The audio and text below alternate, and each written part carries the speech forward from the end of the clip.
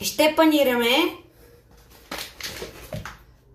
гъба кладница. Показвам как се прави. Показвам и направо с пръста. Сега взимаме гъбките, измиваме си ръцете.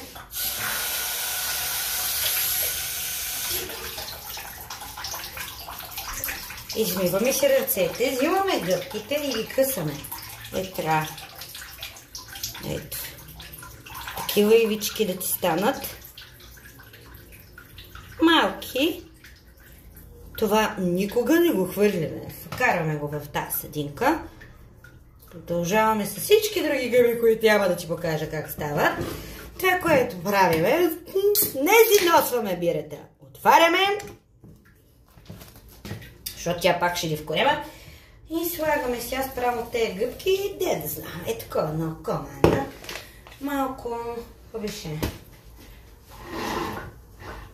Малко сълчица, късочица, някакси.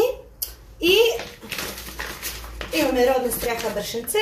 Брашенцето трябва да ти я накашка като бузичка. И след манинка готовия резултат.